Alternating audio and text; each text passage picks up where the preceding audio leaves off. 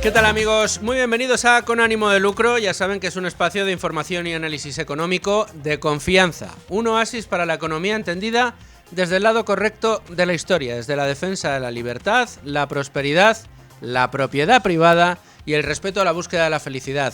Arrancamos hoy y lo hacemos con un tema necesario que hay que analizar en profundidad. Y tienen que saber ustedes lo que está haciendo la vicepresidenta y comisaria para la competencia en la Comisión Europea, ex vicepresidenta primera del Gobierno de España, segunda, perdón, y ex ministra para la transición ecológica, Teresa Ribera. ¿A quién acaba de dar calabazas Teresa Ribera? ¿A quién acaba de no recibir en Bruselas Teresa Ribera? A aquel sector, en este caso a aquella plataforma que va a sufrir la última de las decisiones que firmó la señora ministra cuando lo era y que hoy milita en la Comisión Europea, en esa vicepresidencia que es Teresa Ribera. Firmó el cierre de las nucleares y esta semana pasada la plataforma contra el cierre de la central nuclear de Almaraz se plantó en Bruselas. No fue recibida por Teresa Ribera. Vamos enseguida. Bueno, pues tenemos que hablar de esto, porque sucedió la semana pasada, porque no tuvimos oportunidad de tratarlo Con Ánimo de Lucro la semana pasada, pero hoy desde luego no nos íbamos a escapar sin contarles todo lo que ha pasado y la trascendencia de lo que está pasando. Ya hasta la propia industria, hasta las propias eléctricas, que de una manera muy formal hasta ahora prácticamente han estado diciendo que iban a cerrar las nucleares y no queriendo discutir nada más, ya que el Ejecutivo había planeado el cierre, se había firmado el cierre de las nucleares y hay que decirlo, habían ahogado a impuestos a las eléctricas por sus instalaciones nucleares. Bueno, pues el sector había dicho que no iban a continuar y que como el gobierno había decidido que se iban a cerrar todas las nucleares, bueno, pues que en su agenda, en su calendario, en sus objetivos y en todos los planes estratégicos de empresa figuraba el cierre de sus plantas nucleares. Así lo ha dicho Iberdrola, Endesa, etc. ¿Qué pasa? Bueno, pues que se va acercando la fecha y la primera que tiene que echar el cierre es Almaraz, una de las 5 centrales nucleares más seguras y mejores del mundo. Bueno, pues esa, Almaraz, mientras en Europa se aprueban ayudas para prolongar la vida de las centrales nucleares de otros países, mientras tenemos a otros países vecinos anunciando la construcción de nuevas centrales nucleares, mientras tenemos a países vecinos lamentando haber decidido cerrar todas sus nucleares, como el caso de Alemania, pese a que competidores como Estados Unidos está aumentando la vida de sus centrales nucleares, en España la decisión es cerrarlas. Sepan ustedes que las nucleares en España están suministrando prácticamente el 20% de la demanda de energía eléctrica en España y funcionan más del 85% de las horas del día de cada año. No, a esto hay que resolverlo con las renovables, con fotovoltaica y con eólica. Ya, ¿y las noches que no hace viento qué hacemos? No encendemos la luz, no ponemos la lavadora, no cargamos el coche eléctrico que tanto nos quieren meter por los ojos, por los oídos y por todas partes. No podemos, qué sé yo, tener un calefactor encendido si no tenemos gas. En invierno para que no pasen frío los niños. No podemos encender la luz por la noche porque como no hay energía renovable que nos respalde, pues chico, no, mejor apagones. Es que esto es lo que nos espera. No, hombre, no, si no es con energía renovable será con ciclos combinados. Mejor me lo pone usted. O sea, usted pretende eliminar de un plumazo el 20% de la producción de energía eléctrica de España y sustituirla por ciclos combinados de gas. Bueno, pues sepan ustedes que el gas es el principal responsable de los precios de energía eléctrica que estamos pagando. Imagínense si ahora hay que suplir el 20% de la demanda de energía eléctrica con gas. ¿Hasta dónde nos iríamos? ¿Qué precios estaríamos pagando? Bueno, pues este es el plan. Este es el plan que firmó Teresa Ribera antes de irse a Bruselas. ¿Y ahora qué pasa? Primera central que tiene que cerrar, Almaraz.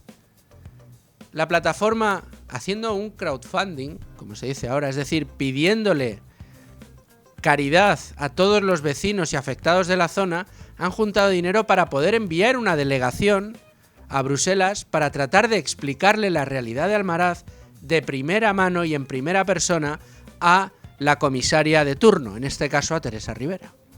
Bien, pues ¿sabe qué ha hecho Teresa Rivera? Portazo. O sea, se ha gastado el dinero la gente de Almaraz en vano. Estaba muy ocupada la señora Teresa Rivera. Bueno, pues de los 2 días que fueron, uno es que no tenía nada en agenda, pero no pudo atender a los afectados por el cierre de Almaraz. A los afectados por el cierre de Almaraz no los recibe, pero ¿a quiénes ha recibido durante estos meses que lleva siendo comisaria y vicepresidenta? Bueno, pues en un trabajo de investigación que tengo que agradecer muy especialmente a mi compañero Rubén Folguera, hemos averiguado lo siguiente. Pues que pocos días después de tomar posesión como comisaria, la señora Teresa Rivera decidió recibir con honores a, atención, Nadia Calviño. Claro, Nadia Calviño, que representa los intereses del Banco Europeo de Inversiones. Pero así de problemas que atravesemos en España no parece que ahora sea una de las prioridades de la señora Calviño. Más gente a la que ha recibido la señora Teresa Rivera. El 20 de enero, Carlos Cuerpo. 29 de enero, al lehendakari Manuel Pradales. El 11 de febrero, al presidente de Asturias, Adrián Barbón. El 19 de febrero, al ex vicepresidente, al alcalde, que no estaba traducido del francés, era al alcalde Jaume Colboni. También ha recibido a María Guardiola, la presidenta extremeña. El 20 de febrero ha recibido a Salvador Illa. El 20 de febrero también recibió a Emiliano García Paje, a Alfonso Rueda. Y en marzo, fuera del gobierno, a Sánchez Llibre y a Francisco Reinés. También a Cani Fernández, la presidenta de la Comisión Nacional de Mercados y Competencia de España, competencia que es precisamente la comisaría que lleva Teresa Rivera en la Comisión Europea. En fin, 1, 2, 3, 4, 5, 6, 7, 8, 9, 10, 11, 12, 9 miembros del gobierno, 3 personajes que no pertenecen a gobiernos, pero que fueron recibidos en este caso por la vicepresidenta de la Comisión Europea. Señora Rivera, ¿no tenía un hueco de verdad en su agenda para siquiera recibir y saludar a la delegación que vino de España para discutirle a usted o siquiera ponerle sobre la mesa los problemas que va a atravesar la región, amén de los problemas que va a atravesar el mix energético español con su decisión de cerrar las nucleares? Porque a esta gente le interesaría saberlo. Vamos ya a analizar este asunto desde todos los puntos de vista. Vamos a hablar con protagonistas, pero antes, como siempre, vamos a resumir la portada de Libre Mercado. Y tengo ya conmigo a Beatriz García, jefa de Libre Mercado. Bea, ¿cómo estás? Muy buenas. Temas importantes lo que trae, viene fuerte el lunes. Sí, bueno, el reportaje del día lo realiza nuestra compañera Mercedes y es sobre el mapa de los minerales españoles en España. O sea, ahora mismo la Unión Europea parece que ha abierto ligeramente los ojos, no del todo, sobre la cantidad de recursos naturales que tenemos en el viejo continente y que necesitamos extraer para no tenerlo que comprar fuera, si lo tenemos dentro. Y España es uno de esos territorios de oro, un territorio rico en minerales, en materias primas, que por supuesto, como hacemos siempre, pues no explotamos lo que tenemos y perdemos dinero. Bueno, pues ahora el Ministerio de Transición Ecológica ha elaborado un mapa, parece que no le gustan las tierras raras, pero sí le gustan otro tipo de materiales y por lo menos, bueno, pues hemos puesto el contexto de dónde están las materias primas y los minerales que necesitamos y cómo podemos extraerlos. Bueno, pues ahí queda ese reportaje extraordinario de Mercedes Rodríguez, a quien vamos a tener ya y vamos a saludar enseguida, porque si alguien sabe de lo que está pasando con las nucleares en España es Mercedes. Más asuntos. Bueno, pues tenemos también un reportaje muy curioso de Pablo Haro sobre, bueno, pues que Hacienda también sufre la ocupación. No creo que sufra mucho en Hacienda, pero sí que es verdad que tienen numerosos inmuebles, en concreto 67 propiedades del Estado, que dependen de patrimonio, que depende de patrimonio de Hacienda, que han sido ocupadas entre 2010 y 2024. Fíjate qué curioso que esa ocupación que no existe le afecta hasta el gobierno, donde tiene estos inmuebles con el coste que supone no solo tener ocupas, sino todos los procesos judiciales, emprendidos para desalojar y demás, que nos cuestan mucho dinero a los contribuyentes. ¿Y qué otro tema nos traéis hoy, que es también importante? Bueno, pues podemos hablar del reportaje de José María Rotellar, todos los lunes no falla, de cómo se está empobreciendo nuestro país, cómo es cada vez más caro ir al supermercado y la cesta de la compra está completamente disparada. Analiza el precio de la leche, analiza el precio de las naranjas, de los tomates, de todos los bienes básicos y de cómo las familias españolas tienen que soportar, bueno, pues subidas de doble dígito para afrontar y comprar estos productos del día a día. ¿Y qué más nos traes para mañana? Bueno, pues mañana vamos a hablar de la economía sumergida, esto que tanto presume el gobierno de perseguir y que no solo Sánchez no consigue perseguir, sino que está subiendo respecto a la Unión Europea. Bueno, pues ese reportaje no me lo pienso perder. No me pierdo ninguno, pero ese le voy a prestar especial atención. Estupendo. Bea García, muchas gracias. Hasta como mañana. Siempre. Estoy ya con Rubén Folguera para tratar el tema del día, importante, necesario y además yo creo que va a estar muy completo el programa porque vamos a hablar con quienes más se lo saben y los protagonistas además.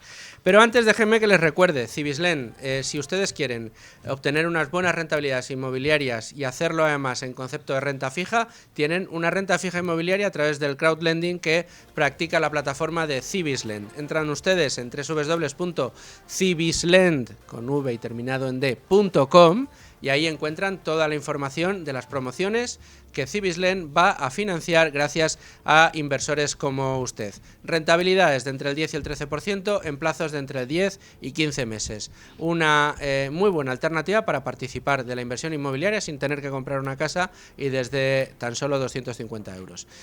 Aquí queda esa recomendación y ahora sí nos vamos al tema del día. Rubén Folguera, ¿qué tal? Muy buenas tardes. Buenas tardes, ¿qué tal? A ver, minuto y resultado. ¿Qué fue lo que pasó la semana pasada? Lo que sucedió es que el lunes y el martes pasado una delegación de varios integrantes de la plataforma Sí al Almaraz, Sí al Futuro viajaron hasta Bruselas para exponer ante los eurodiputados sus reclamaciones y las necesidades que ellos demandan, debido sobre todo a la ofensiva del gobierno de Sánchez contra las nucleares, porque sabemos que ya en 2025 comenzará el cierre de nucleares que se prevé que finalice en 2035, dentro de una década. Y por eso, pues distintos integrantes, entre ellos el alcalde de Navalmoral de la Mata o el alcalde de Belvís de Monroy, acudieron allí para exponer todo esto. ¿Qué sucedió? Que Teresa Rivera, la ex ministra de Transición Ecológica española, les dio plantón y no les recibió, cuando, según la web del Parlamento Europeo, el día 17 no tenía nada, al menos, ya digo, según la web, y el día 18 pues recibió a distintas personalidades, entre ellos el ministro de Transición Ecológica italiano. Debe ser que le importa más eso que lo que sucede en Almaraz. Bueno, pues vamos, si te parece, Rubén, a hablar con, decimos, la persona que más sabe de estos temas en Libertad Digital, y yo me atrevería a decir que en la prensa española, que es mi compañera Mercedes Rodríguez. Ella es no solo la especialista para estos temas en Libertad Digital, sino la autora del reportaje que nos comentaba antes Beatriz, el mapa de los minerales españoles que busca la Unión Europea, del entusiasmo por el wolframio al desprecio por las tierras raras, y fue quien dio cuenta la semana pasada de todo lo que tiene que ver con Almaraz. Ella es además la subdirectora de Libertad Digital y a mí me encanta recibirla aquí en Con Ánimo de Lucro. Mercedes, ¿cómo estás? Muy bien, Luis, pero encantada también. Buenas tardes y muchas gracias por dejar que te saque de la redacción en la que estabas ahí sin con problema. Un montón de temas ahí tratando, como decimos, siempre con los palillos, ¿no? Los platitos con los palillos, sí. Intentando que todo vaya como la seda, no intentándolo, sino consiguiéndolo, porque eres fantástica en todo eso, por eso estás ahí, sino que nos cuentes en este momento esto que nos ha avanzado Rubén. ¿Cómo fue aquella reunión? ¿Y en qué momento nos encontramos? Puesto que parece que la agenda del gobierno no va a cambiar, sigue siendo el del cierre de las nucleares.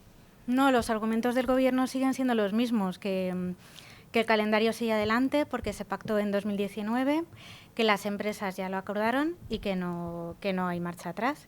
y les está dando lo mismo que las empresas, antes más calladas sobre este asunto, ya sí que están hablando abiertamente de que sí, que quieren sentarse, que la situación ha cambiado mucho y que quieren negociar, hablarlo y bueno, están hablando todos. Ha hablado Bogas, ha hablado Sánchez Galán.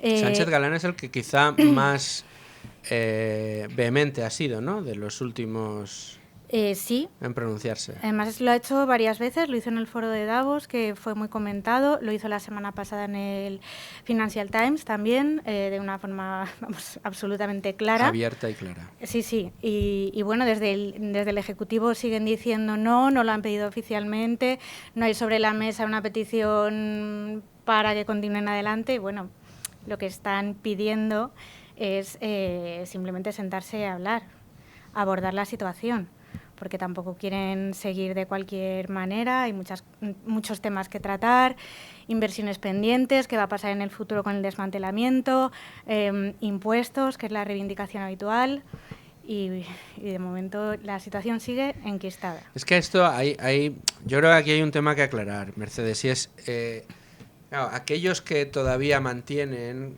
o digamos comparten la posición del Ejecutivo utilizan el argumento habitual del gobierno, que es no, pero si es que las propias empresas dueñas de las centrales nos dicen que son deficitarias y que quieren cerrar esas instalaciones. Claro, nos hurtan dentro de ese argumento que desde que Sánchez gobierna les han subido los impuestos en un 70% respecto a lo que pagaban, haciendo de verdad inviable la actividad de estas centrales, pero también hay que decir que si eso lo reviertes, serían actividades rentables, no solo eso, sino que además dentro del mix energético juegan un papel fundamental, ¿no? Es una doble vía la que anularía ese argumento, ¿no? Claro, juegan un papel fundamental, siguen aportando el 20% de la demanda eléctrica, que es muchísimo. De hecho, lo comentaban la semana pasada en un acto otra vez de la industria con distintos expertos. Estuvo también Jordi Sevilla, el exministro de Zapatero, que se ha convertido totalmente en este asunto. Claro, decían, es que supone... Perdóname, el chascarrillo, el otro día le preguntaron que poco le habían cundido las 2 tardes de Zapatero y dijo que nunca había tenido esas 2 tardes, que nunca pudo sacar un hueco para tener esas 2 tardes con Zapatero. Perdón, ahora es que me acaba de venir a la cabeza. Nada, pues se comentaba eso, que suponen el 20% y que el PNIEC hoy por hoy lo que dice es que en 2030 las renovables tienen que llegar hasta un 80%.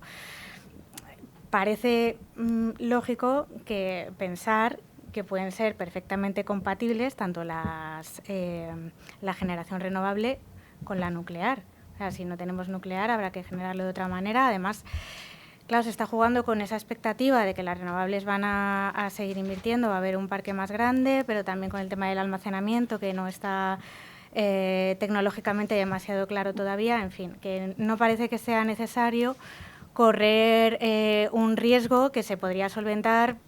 En Sevilla propuso una moratoria de 10 años, o incluso 1 o 2 años de retraso en el calendario, simplemente para hablar, para ver si se puede hacer, para ver hasta dónde está dispuesta a llegar cada posición. Y bueno, de momento no hay ningún movimiento.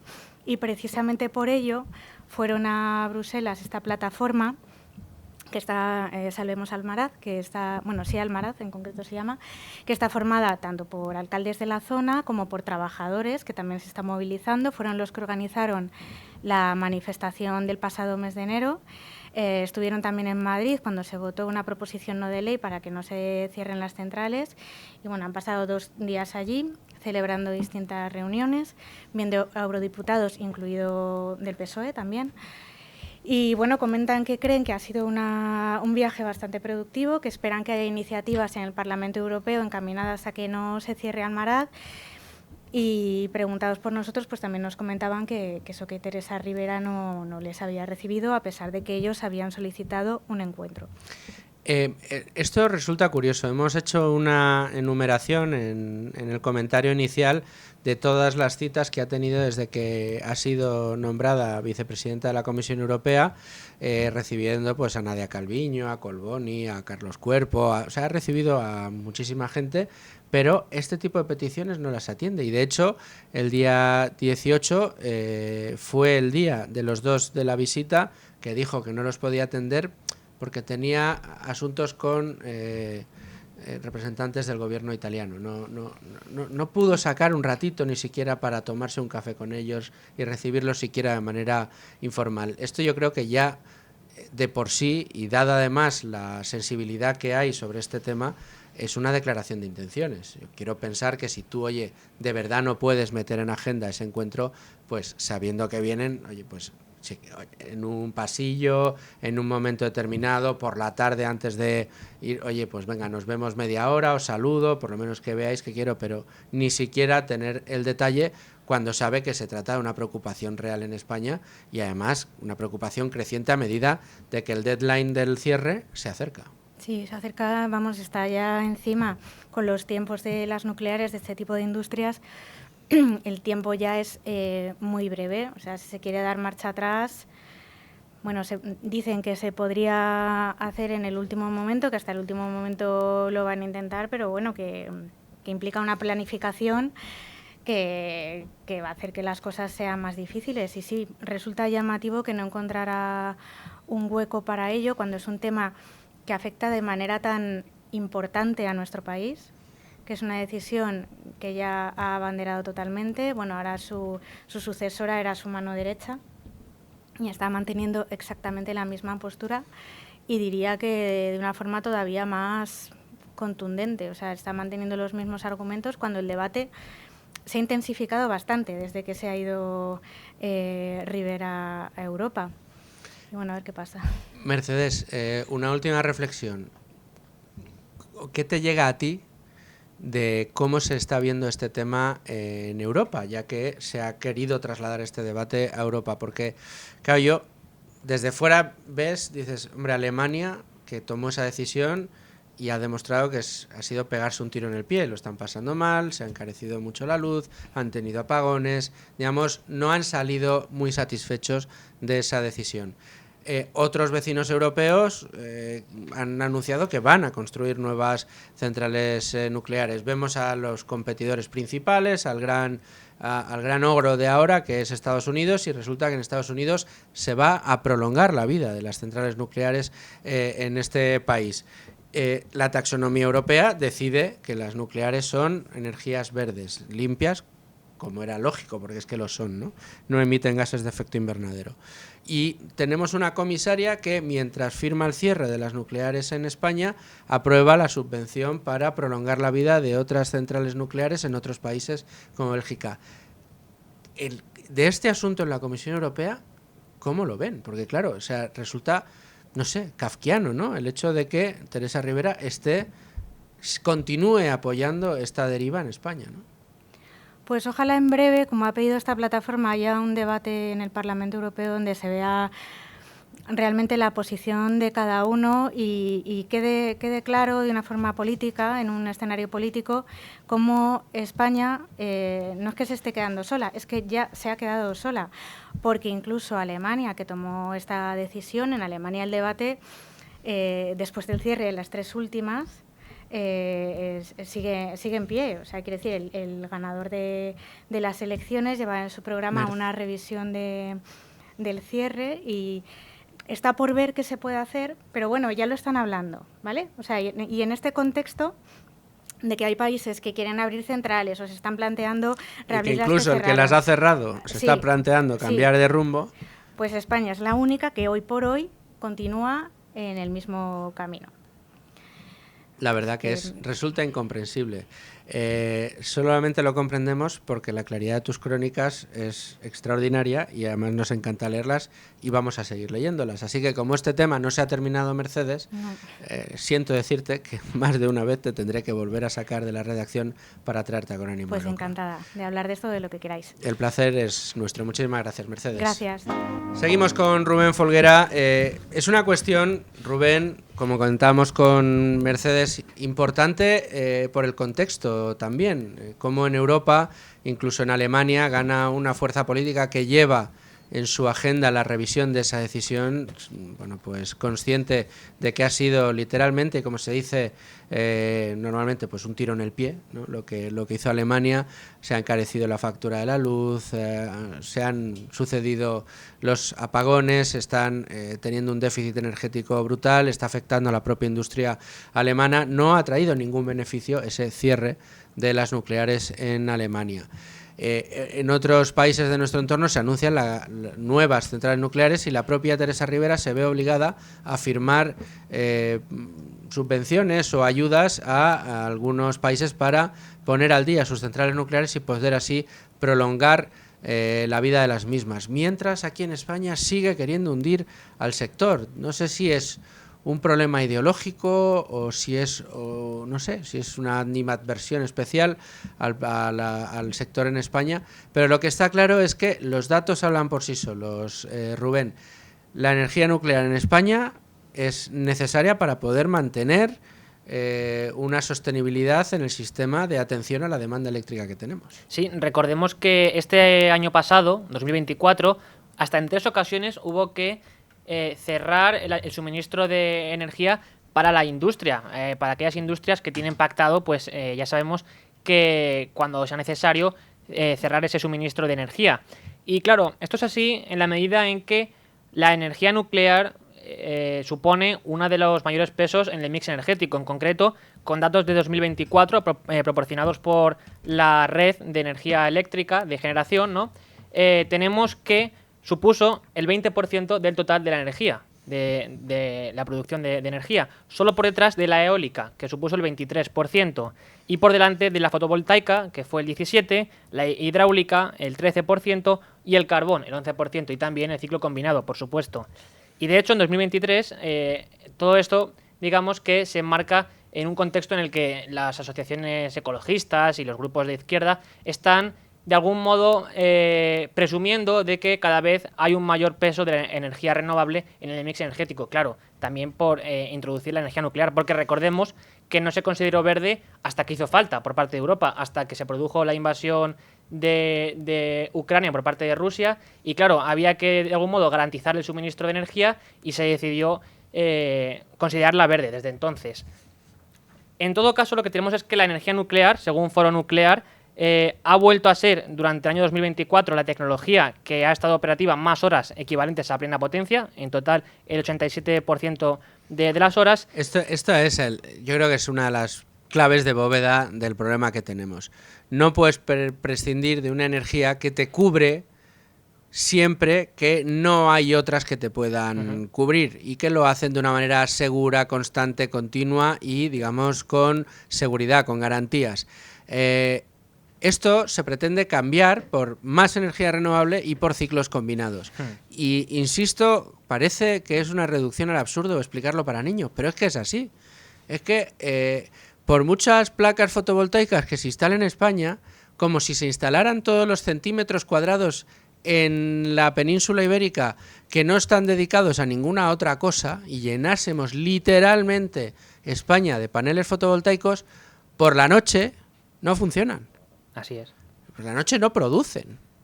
Si alguno de ustedes tiene instaladas placas en su casa y tienen esa aplicación en donde se dice cuánto está produciendo en ese momento la placa, ábranla cuando ya se ha hecho de noche, a ver cuánto está produciendo su placa fotovoltaica. 0. Y da igual las que tenga, como si tiene 3 tejados llenos de placas, por la noche producen 0.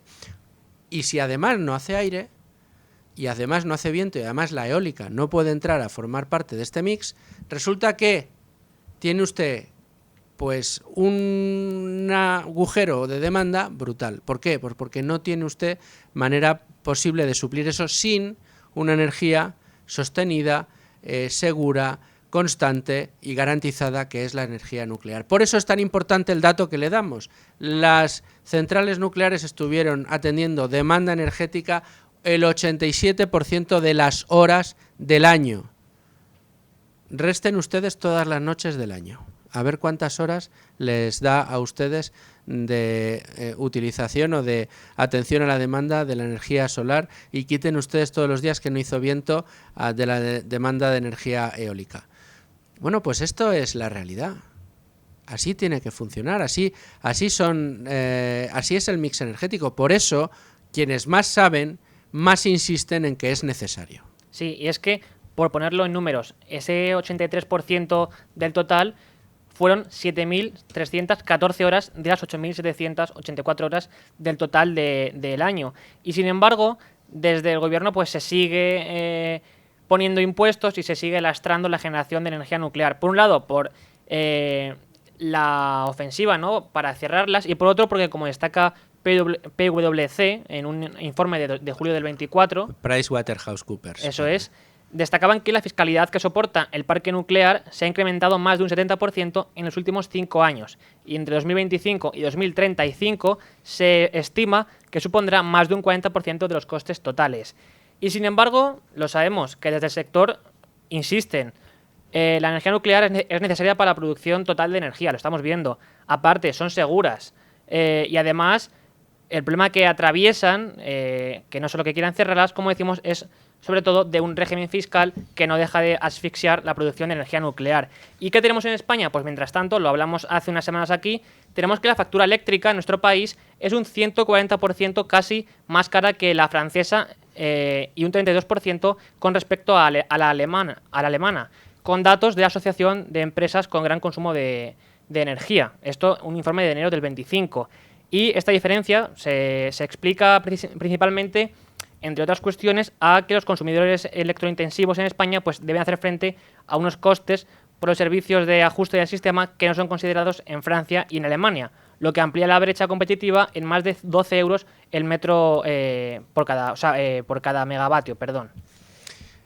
Bueno, es que los datos, dato mata relato, o sea, al final es lo que les estamos contando. Esto va a ser un problema, pero más allá de que sea un problema, el problema se amplía y tiene un altavoz adicional cuando, aparte, lo que implica es el cierre de instalaciones que son vitales para determinadas regiones. Es el caso de la extremeña y es el caso de esta plataforma en la que están implicados, bueno, pues distintos municipios de la zona y que, bueno, pues obtienen, digamos, una actividad enorme y una dependencia enorme de la actividad de Almaraz. Creo que podemos hablar ya, Rubén, con el alcalde, en este caso de Navalmoral de la Mata, con don Enrique Hueso, que creo que ya nos puede atender. Enrique, alcalde, muy bienvenido a Con Ánimo de Lucro. Hola, buenos días. ¿Qué tal? Un placer, Enrique. Muchas gracias por atender nuestra llamada. Estábamos analizando esa comitiva que acudió la semana pasada a Bruselas y que se encontró con el portazo de la comisaria responsable, entre otras cosas, del firmar el cierre de las nucleares en España cuando todavía era ministra. Con una mano firmaba el cierre de las nucleares, con la otra ya como comisaria aprueba subvenciones para continuar la vida de las nucleares en otros países. ¿Cómo se tomaron ustedes este portazo de Teresa Rivera en Bruselas? Bueno, yo creo que es algo evidente de cómo se actúa, ¿no? Yo no entiendo y nadie de la plataforma entiende cómo se puede firmar el cierre de la política energética nuclear de un país como España dentro de la Unión Europea y cómo desde la vicepresidencia de la comisaria pues sí que realiza medidas políticas sobre energía nuclear invirtiendo de una manera difícil de entender, pero que realmente se está dando dinero, ¿no?, para la energía nuclear en Europa. Estamos yendo como país en autovía y por el carril contrario, ¿no? Cuando queremos una independencia soberana en energía en Europa, España está cerrando sus centrales nucleares, ¿no? Y la política energética evidentemente es una decisión gubernamental exclusivamente del gobierno de España, pero desde Europa hay que levantar la voz y alzar la voz diciéndole a España que estamos en sentido contrario. ¿Qué supone Almaraz para la zona? ¿Qué supone Almaraz para su pueblo y alrededores, alcalde?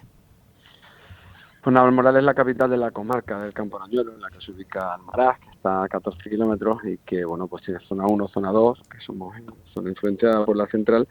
Pues imagínate lo que son 3.500 puestos de trabajo directos e indirectos, más luego los inducidos, ¿no? Serían colegios, serían servicios públicos también, ¿no? sería una bajada del Producto Interior Bruto solamente en Extremadura un 5%, pero en la comarca del Campañuelo sería superior al 30-35%, una pérdida a lo mejor en 2 años de habitantes de unos 4.000 habitantes, solo en Navalmoral y en la comarca pues a lo mejor 6.000, ¿no?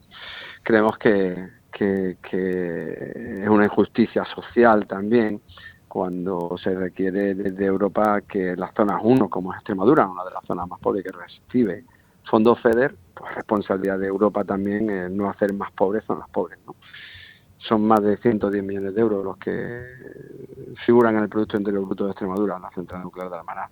Imagínate el daño que sería cerrar la central nuclear de Almaraz, ¿no? Tenemos 2 vías de camino, sí, Almaraz, hacia el futuro para continuar con la central nuclear de Almaraz, pero que viene a ser el inicio de una actividad para todo el resto de nucleares, porque si se cierra Almaraz se cierra el resto de reactores y bueno, yo creo que España no se puede permitir el lujo quizás de ir en sentido contrario a lo que es la política energética de Europa, donde sí se está haciendo políticas para incrementar la energía nuclear como energía limpia.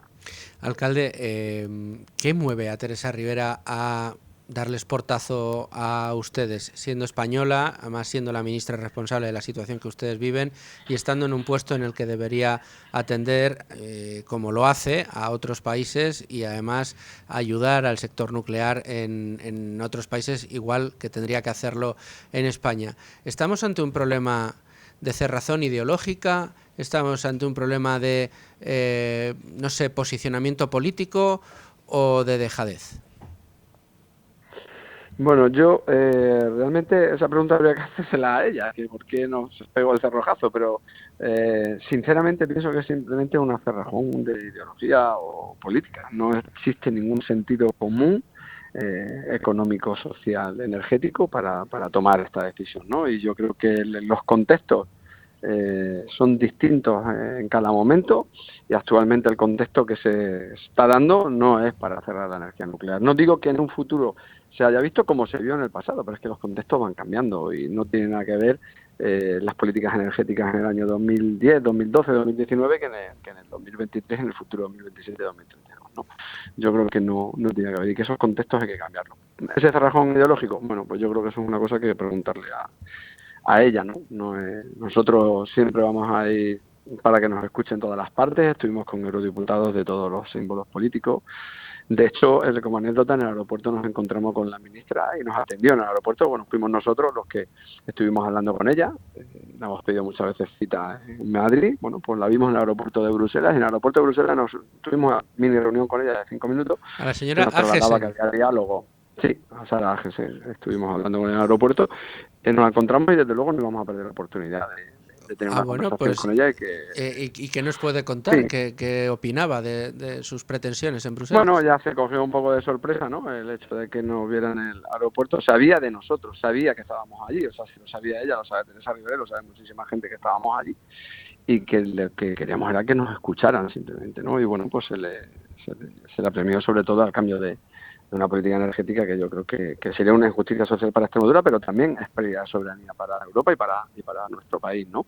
Y bueno, nos dijo que había diálogo, que estaban dialogando y ella repetía siempre lo del diálogo. Y claro, evidentemente el diálogo tiene que haber entre las empresas, que también somos los primeros que decimos que las empresas tienen que sentarse a hablar con el gobierno con las empresas, y que había diálogo, pero claro, si el diálogo es en bucle y no se quiere llegar a un acuerdo, pues entonces estamos... Yo me imagino, y discúlpeme que mi imaginación, pero me imagino sus caras diciendo, pero qué diálogo, si hemos venido aquí y ni siquiera nos quieren recibir y tenemos un diálogo con usted porque la acabamos de abordar en el aeropuerto, porque desde luego le llevamos pidiendo citas y no se conceden. Es que a mí esto del diálogo me llama la atención, igual el diálogo tributario con las empresas, ¿no? Yo les voy subiendo a ustedes los impuestos para que ustedes me digan que la nuclear no es rentable.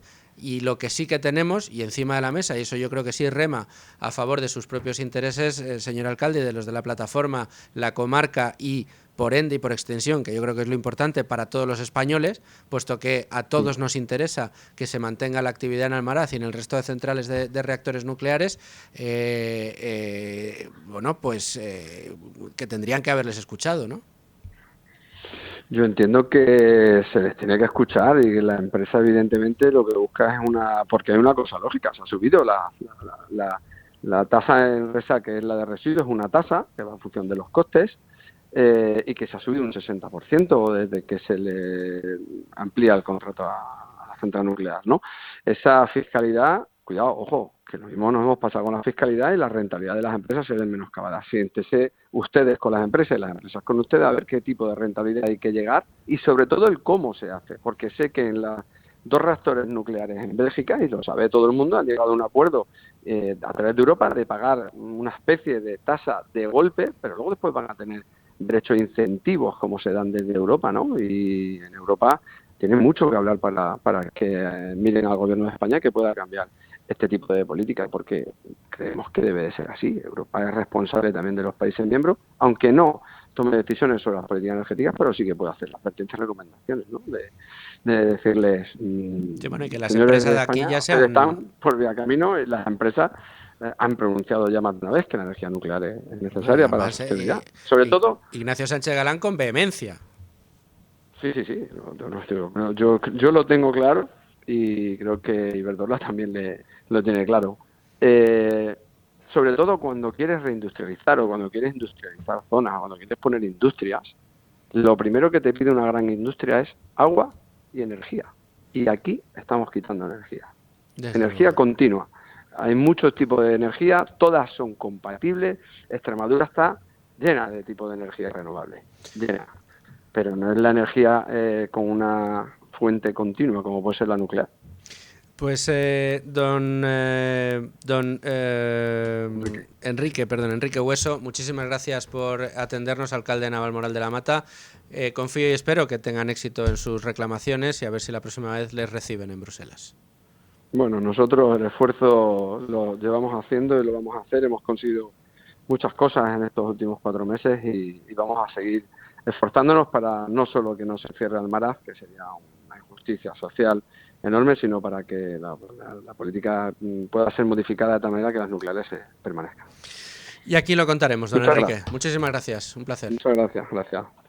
Continuamos analizando el tema del día con los principales protagonistas, los que vivieron en primera persona esa reunión. Y qué mejor que hablar con, en este caso, una de las eurodiputadas que recibió a la plataforma en Bruselas y que trató, sin éxito, de ser recibido por la vicepresidenta y comisaria para competencia, Teresa Ribera, insisto, sin ningún éxito. Podemos hablar ya con doña Elena Nevado, eurodiputada del Partido Popular en el Parlamento Europeo. Doña Elena, ¿qué tal? Muy buenos días. Muy bien, muy buenos días, un placer estar con vosotros. El placer es nuestro. La idea de hablar con una protagonista es para que también nos cuente cómo fue, cómo recibieron ustedes a la plataforma y qué excusa se les puso desde la vicepresidencia de la Comisión Europea para negar la visita de esta plataforma con la persona que defiende en España el cierre de las nucleares, aunque en Europa defiende su continuidad. Pues así es. Yo además, como soy extremeña, Bueno, paisana, tema... yo también lo soy, ¿eh? No... Cuánta gente de Extremadura anda por el mundo. Quisimos llevar la voz de la plataforma. El presidente Fernando, que es alcalde de uno de los ayuntamientos afectados de la comarca, quiso llevar la voz de Almaraz, de las reivindicaciones de Almaraz, no al cierre de Almaraz, hasta el Parlamento Europeo, con la finalidad de que la comisaria responsable, en este caso la señora Ribera, les escuchara de primera mano. La señora Ribera no quiso recibirles, a mi juicio o en mi opinión, porque se les debe caer la cara de vergüenza de ponerse delante de toda una comarca que vive de los recursos que genera la central nuclear de Almaraz, y comprobar cómo su último acto en España como ministra fue la firma del cierre de la central, y su primer acto como comisaria de la Unión Europea, las ayudas de Estado, autorizar las ayudas de Estado, por ejemplo, a Bélgica, para que pueda reactivar 2 reactores nucleares que tanta falta hacen ahora en este déficit de energía y sobre todo en la defensa de las energías limpias, como Europa tiene declarada a las nucleares. Elena, pero ¿cómo puede ser esto? O sea, tenemos a la comisaria de competencia, como bien dice, firmando antes de irse de aquí el cierre para aprobar ayudas para la continuidad de centrales nucleares en otros países. ¿Cuál es su problema con las centrales nucleares españolas? que dicho sea de paso, y especialmente Almaraz, son ejemplo para todo el mundo de buena gestión, de seguridad y de instalaciones de última tecnología, es decir, centrales con una capacidad extraordinaria de permanencia en el tiempo y de generación eléctrica de una manera segura, sostenible y continua a lo largo del tiempo. Esa posición de Teresa Rivera con España se debe a una ojeriza singular al sector en España, se lleva mal con las eléctricas, a quien, por cierto, en estos años de gobierno socialista lo que han hecho ha sido hacer prácticamente imposible la viabilidad de las empresas, de las centrales, de las instalaciones nucleares por sí mismas, grabándolas con impuestos de una manera brutal, subiéndole los impuestos más de un 70% en estos años, ¿no? ¿A qué responde esto, diputada? Nosotros la única explicación que encontramos es que haya una motivación ideológica. El gobierno de España, por desgracia para todos, está sustentado por una multitud de partidos donde las nucleares como la defensa son líneas que no permitirían el gobierno de Sánchez, este gobierno que se sustenta en los 7 votos de Junts. Nosotros estamos altamente preocupados por esto porque además Almaraz está declarada como una de las 5 centrales nucleares más seguras del mundo, no ya de Europa, sino del mundo. Durante todo este tiempo se ha intentado culpabilizar a las empresas del cierre de Almaraz, pero las excusas y la careta se acaba de caer porque han sido los propios empresarios los que han dicho que están dispuestos a continuar con la central nuclear de Almaraz. Mientras los Estados Unidos está prolongando la vida útil de sus nucleares hasta los 80 años, nosotros cerramos aquí y seguimos, por cierto, comprando gas ruso. Una central nuclear que proporciona el 7% de la electricidad en nuestro país, que abastece ni más ni menos que a 4.000 hogares y que, por lo tanto, en ese mix energético seguro, verde y que está dando tan buenos resultados, va a provocar además una subida para los consumidores de la factura de la luz que es injustificable. Por lo tanto, son razones ideológicas las que a mi criterio pesan en esta decisión, en ese aferrarse a la Moncloa que tiene el señor Sánchez, y saben que sus socios pues también pintan una línea roja con el cierre de las nucleares y lo están llevando a cabo cueste lo que cueste y nos cueste lo que nos vaya a costar también a los españoles y a los propios europeos, porque comprar gas ruso en Europa no está bien visto, más con las sanciones que se tienen impuestas al régimen de Putin, y nosotros aquí en nuestro país ayudando, por un lado, al agresor y por otro, abrazándonos al oprimido, que en este caso es Ucrania, ¿no?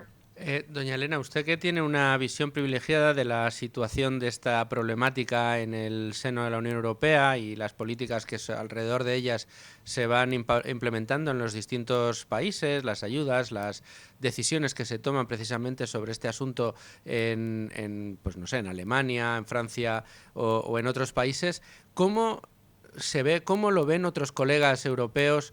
No sé si de su grupo o incluso de otros grupos, esta realidad en España, esta decisión de España de, según y a todas luces, según todos los expertos y a todas luces, darse un tiro en el pie del calibre del que estamos dispuestos a darnos el tiro en el pie.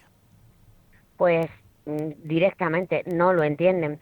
De hecho, nosotros vamos a organizar también un foro en Bruselas con otros compañeros de distintos países, precisamente eurodiputados de Francia o de Bélgica, para poner encima de la mesa este debate, para seguir hablando de la necesidad de prolongar la vida útil de las nucleares, y más cuando tenemos un objetivo en 2050 que es emisiones cero.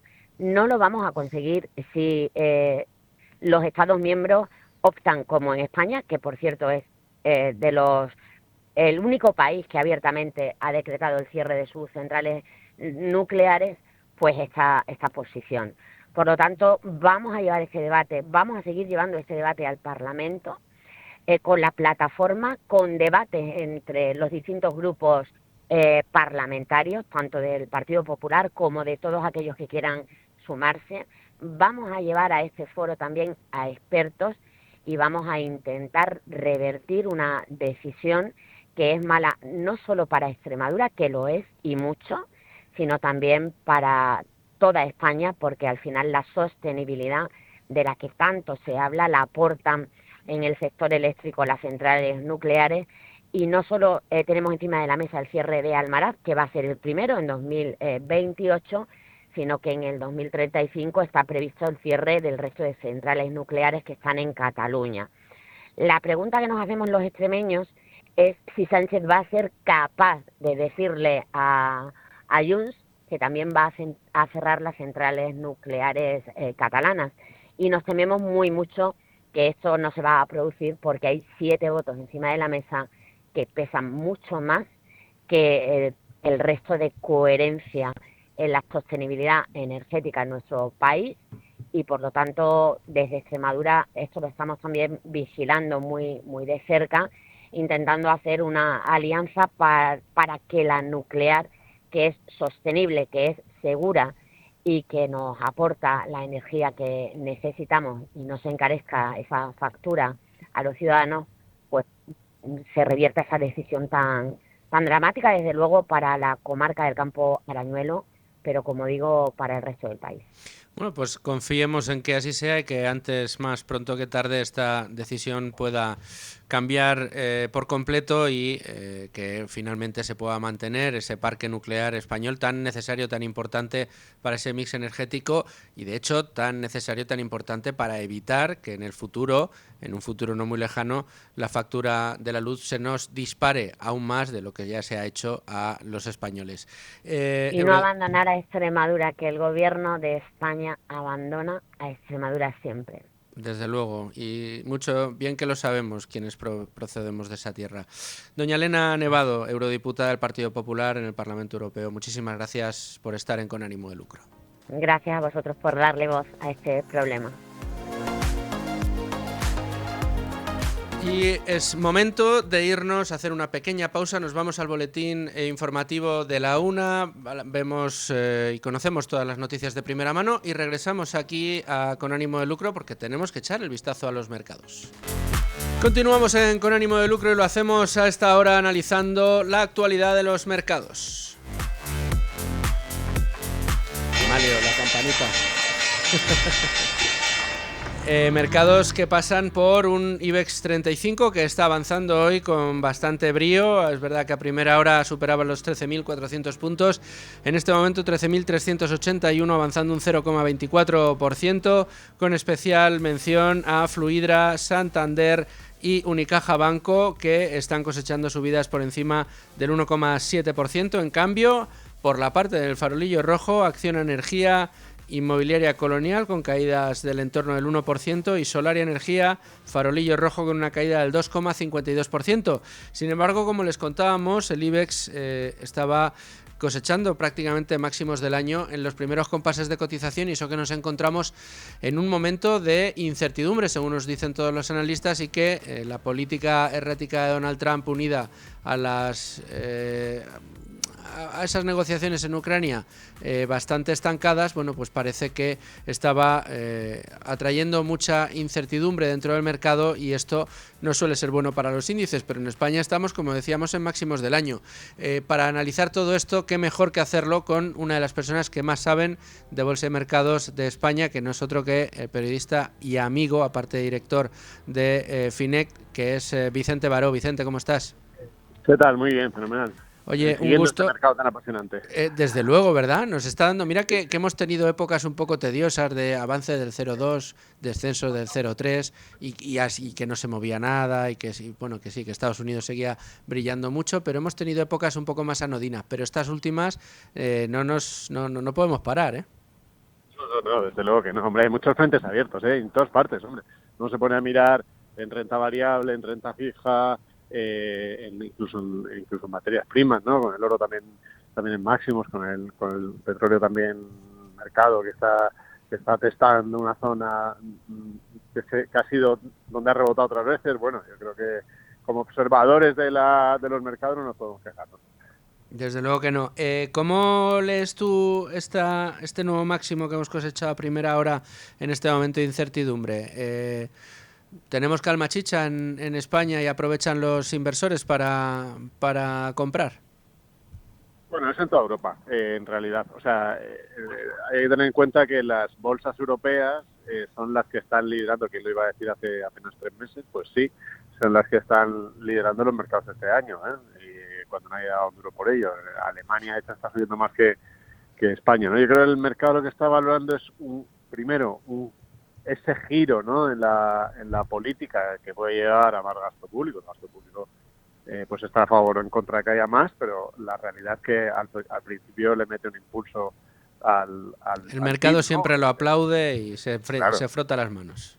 Claro, entonces esa es una parte importante. Luego, ese mayor gasto público pues hace que los tipos de interés no vayan a bajar tanto probablemente como se pensaba, por lo menos que se lo está pensando, y eso, bueno, pues para los bancos es bueno, son buenas noticias que no bajen tanto los tipos de interés. Y entonces hay que tener en cuenta que en el caso del IBEX, ya entrando en la bolsa española en concreto, el sector financiero en el IBEX pesa en torno a un 30%. Uno se coge las subidas, los valores del IBEX que más suben este año, me parece que son de los 6 que más suben, 4 o 5 son bancos, y además con subidas bastante fuertes, ¿no? Pues ahí está un poco la explicación. Entorno económico yendo a mejor, más inversión, porque si vemos las cifras, de nuevo también, que lo iba a decir hace 3 meses, lo que estamos viendo es muchas entradas de dinero en fondos de renta variable europeas y muchas salidas o algunas salidas en Estados Unidos, ¿no? Entonces, pues hay expectativas de que se reanime un poco el crecimiento en Europa, y dentro de Europa, de las economías europeas no las ordena por PIB, y España es de la que sale mejor. Flujos entrando y el peso del sector financiero en el IBEX 35, pues es el mix, es el cóctel que está degustando el selectivo español. Quería preguntarte, Vicente, por una acción en concreto que la verdad que genera bastante morbillo en los últimos tiempos, sobre todo porque su actualidad empresarial no deja de estar pues eso, en las portadas de los periódicos. Hablamos de Prisa, de promotora de informaciones, que ha estado debatiéndose entre los incluso por debajo de los 30 céntimos por acción, y desde que Ugurlian le declaró la guerra a Contreras y Núñez y de paso al gobierno, parece que ha subido bastante. Ha tocado los 50 céntimos por acción, hoy está en 44 céntimos por acción, pero lo que sí que hemos visto ha sido un volumen de cotización mucho más alto y un nivel de ventas que ha crecido muy notablemente en estos últimos días. ¿A qué crees que se debe? ¿A compras específicas de accionistas interesados, o crees que es un interés por, oye, ha empezado una guerra, esto está muy barato, aquí a lo mejor se gana algo, ¿no? Bueno, yo creo que es más bien, y esto es opinión en base también a la rumorología extensa que siempre hay cuando hay movimientos políticos en torno a una compañía, ¿no? Sí. Yo creo que es más bueno, primero ha habido un efecto alivio, digamos así, entre los inversores al caerse el plan directo de crear la televisión. Ten en cuenta que el año pasado, o sea, el año que viene, perdón, Prisa tiene unos vencimientos de deuda bastante importantes. Entonces, al mercado, cuando tiene dudas sobre cómo se va a refinanciar la deuda, de pronto meterse en un proyecto que puede llevar más inversión y más pérdidas a corto plazo, pues no le hace ninguna ilusión al inversor, ¿no? El inversor. Entonces, al caerse ese plan, digamos así, pues puede que haya habido inversores que hayan dicho, oye, parece que hay una apuesta de la dirección de la compañía en enfocarse efectivamente en la salud financiera de la compañía y no en proyectos que la puedan cuestionar, ¿no? Yo creo que ese puede ser una parte del rally, pero tanto movimiento en la acción, tanta compra, pues hombre, te hace pensar que puede haber también otros factores, ¿no? Hay que tener en cuenta que, por ejemplo, en una compañía que pues era muy importante, por lo que parece, ¿no?, para el gobierno, que era Telefónica, pues vimos cómo hubo compras por parte de SEPI para tener un mayor control de la compañía. Hemos visto que acababa habiendo con una dirección con un cambio en el consejo delegado, ¿no? Bueno, pues quizá el mercado está diciendo, oye, a lo mejor puede pasar algo aquí, o quizá directamente está habiendo compras relacionadas con toma de control o tener más peso en el control, aunque es difícil, porque la accionista principal tiene una parte muy importante. Sería una batalla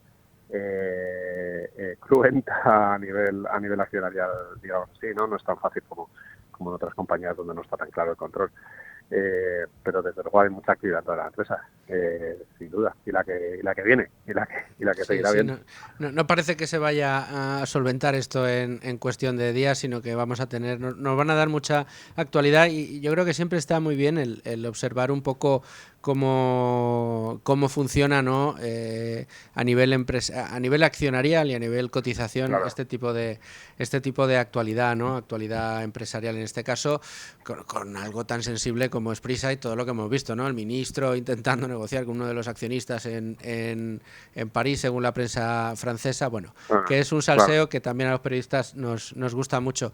Por último, Vicente, quería preguntarte por cómo ves un poco esta pelea, que parece que va a ser la que nos va a protagonizar el año, entre mercado americano, mercado europeo. ¿Tú cómo ves esa pugna ahora mismo? Bueno, yo creo que el mercado, como siempre, se va de un lado al otro, de un extremo al otro, ¿no? Hace 3 meses Europa no había ni que mirarla, y Estados Unidos iba a seguir creciendo para siempre con el impulso de Donald Trump y el America First.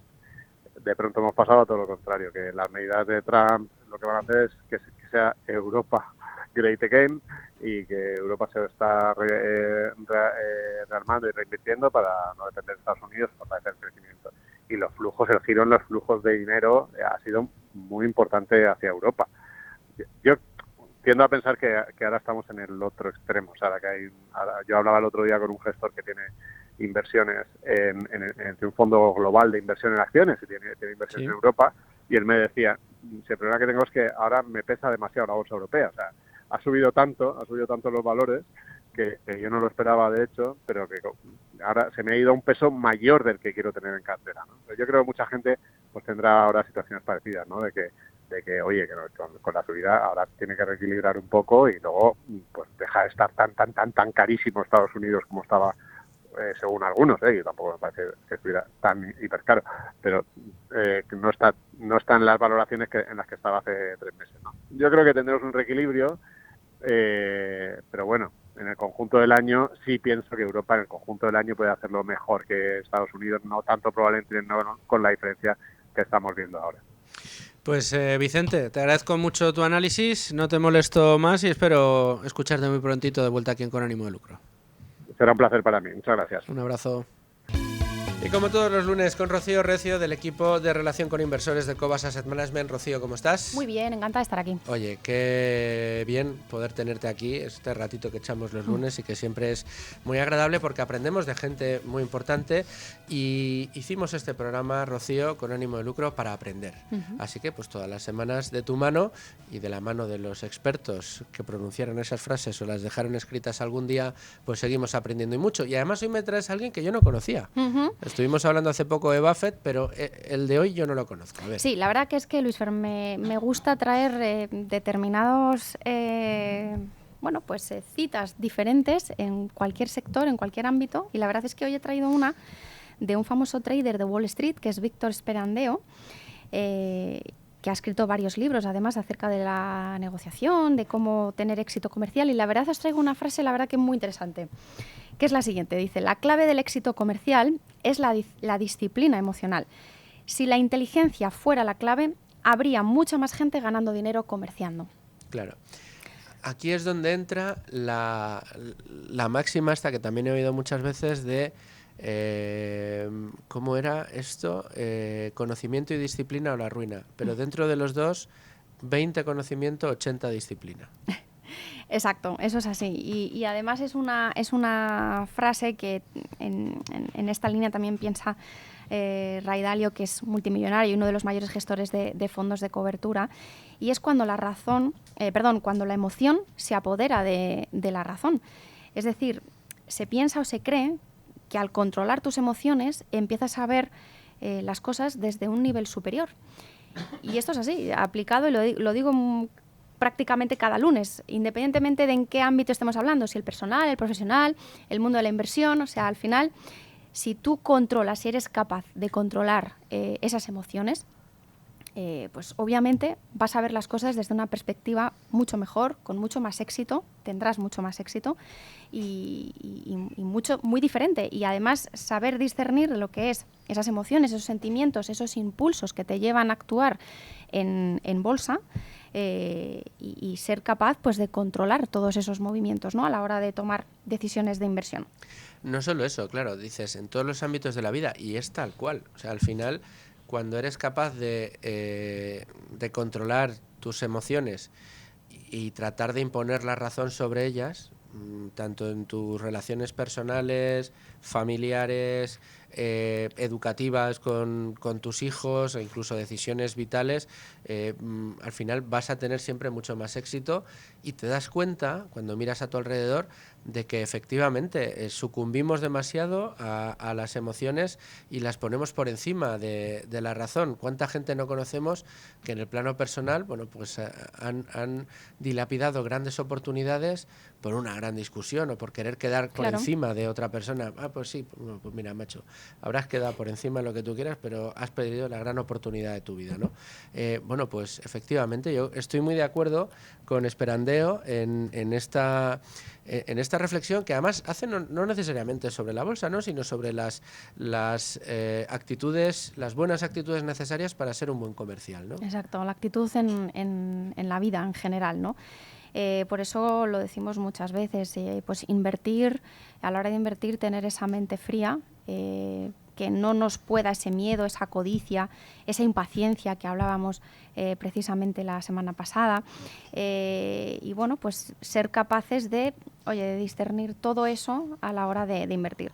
Y fíjate, Luisfer, que en materia de todo esto que estamos contando, hay dos conceptos aplicados al ámbito de la inversión que yo creo que muchos de los que nos estarán escuchando quizás alguna ocasión lo han podido escuchar, que es el famoso FOMO y el famoso FUD. Entonces, el hilo común precisamente de estos factores emocionales, y que están basados pues en el miedo que afectan a los operadores precisamente del mercado. Entonces, el FOMO, para aquel que no lo conozca, es el Fear of Missing Out, que en español lo que quiere decir es el miedo a perdérselo. Es decir, es un impulso que muchos inversores van a sentir precisamente por quedarse fuera. No quieren que se lo cuenten. O sea, quieren estar dentro de esa vivencia, y en este caso, aplicado a una compra de una casa, de una inversión, de lo que sea, ¿no? Tecnológicas, criptomonedas. Entonces, eso puede conllevar a muy malas decisiones de inversión, porque precisamente, Luisfer, los que tienen FOMO menosprecian sí o sí los remordimientos de tomar una decisión equivocada. Y el FUD, que sería el Fear, Uncertainty and Doubt, que en español es el miedo, incertidumbre y duda, precisamente yo creo que sería la cara opuesta a ese FOMO. Es decir, sucede cuando se vierten informaciones controvertidas que lo que van a hacer precisamente es sembrar temor a la hora de invertir. Es verdad que el FUD es una práctica, yo diría, poco ética, y que está más vinculada a los fake news, y que muchos a día de hoy utilizan. Políticos, entre otros, marketing, ¿por qué no? Es decir, y sucede, y esto a la hora de invertir, pues también tienes aquí este ejemplo de ese inversor que tiene ese miedo, porque le han metido ese miedo en el cuerpo. Miedo, impaciencia, excitación, frustración, son sentimientos humanos al final, y los seres humanos somos seres sentimentales, nos guste o no nos guste, y yo creo que aquí Esperandeo no se refiere tanto a que no tengamos esos sentimientos porque son inherentes al ser humano, sino que busques los mecanismos necesarios como para poderlos domar en el momento en el que hagan su aparición. Porque yo no conozco a ningún inversor, no sé tú, Rocío, que no le hayan temblado las canillas alguna vez en los mercados. A todos. Todos nos ha pasado eso. O bien porque hay grandes caídas, o bien porque de repente una tesis que tú tenías absolutamente cerrada y controlada se da la vuelta por la única vía en la que no habías pensado ni se te había ocurrido, y de repente el resto de tus creencias empiezan a tambalearse. La frustración por no haber sido capaz de hacer eso que pensaste que tenías que haber hecho y que no hiciste, y entonces eso ya te impide tomar decisiones. A lo que voy, y esto lo trabajáis mucho y muy bien en Cobas, es a que muchas veces, es que yo soy muy impulsivo, pues entonces yo no valgo para la bolsa. No, sí, tú puedes ser tan impulsivo como yo, o más o menos, pero lo que es importante es aprender mediante el conocimiento, mediante la ayuda, mediante el entrenamiento, precisamente a meter en cintura esas emociones y a que no te dominen. A que no te domine el miedo, a que no te domine la frustración, a que no te domine la excitación o la impaciencia a la hora de abordar. Pero vamos, una inversión o cualquier aspecto de la vida, lo hemos dicho. Y bueno, pues una vez los vas entrenando, y aquí, insisto, en Cobas tenéis hay que dejarse ayudar. Unas mentorías fantásticas Sí. para esto, estás mucho más preparado para que la razón de esas mediciones de las que hablábamos aquel día, del conocimiento para las decisiones que tengamos que tomar, siempre las tomemos pues con más conocimiento de causa y no tan impulsados muchas veces por un corazón que a veces nos lleva por mal camino. Está claro, y sobre todo, y como decía, es muy importante dejarse ayudar. Es decir, el primer paso yo creo que es reconocer, decir, oye, mira, me pasa esto. Me da miedo, soy impulsivo, soy impaciente, tengo esta sensación a la hora de invertir. Lo primero es reconocerlo, porque obviamente, por mucho que te intentes dejar ayudar o que te digan o que tú investigues o que tengas ese conocimiento, si no reconoces que tienes ese problema, pero sí ese sesgo, ese impulso y no eres consciente de ello, es difícil. Por eso el primer paso es reconocerlo, y una vez que ya lo reconoces y eres consciente de ello, déjate ayudar. Es decir, hay muchas herramientas y desde Cobas lo hemos dicho muchas veces e insisto, me repito de nuevo, lo hacemos de una forma gratuita y sobre todo con conocimiento de causa y encantados de hacerlo y de ayudar a inversores y a no inversores a que tomen esas buenas decisiones, a que estén tranquilos, a minimizar esos sesgos financieros, psicológicos que les pueda suceder a la hora de invertir. Hacemos un programa de mentoring completamente gratuito, acompañamos al inversor en todas las facetas y en todas las fases de inversión, le acompañamos, pues oye, pues a que esté tranquilo, a que pueda tomar esas buenas decisiones y a que no sea pues ese impaciente y caigan los sesgos más comunes. Entonces, dejarse ayudar creo que es fundamental en esta materia. Bueno, pues ahí en Cobas estáis haciendo, insisto, una labor fantástica con esa aplicación, además muy buena, la Brainvestor. Que nos ayuda y mucho, porque no tenemos que sucumbir a ellos, y esto es lo principal. Vosotros ayudáis y mucho en el ámbito de la inversión, pero esto nos lo podemos aplicar, como decía antes, a absolutamente cualquier otro aspecto de nuestra vida. ¿Qué razón tenía en este caso Víctor Esperandeo? Fíjate, curiosa, ¿no? Reflexión de alguien que viene más del ámbito comercial, sí, o del ámbito de ese corto plazo, ¿no? Es un trading, un auténtico broker, un lobo de Wall Street. Que el lobo de Wall Street no quiere decir que haga las cosas mal, como el de la película. No quiere decir que se salte las normas, pero sí que opera muy en el corto plazo con operaciones agresivas. Rocío, muchas gracias. Nada, vosotros, como siempre.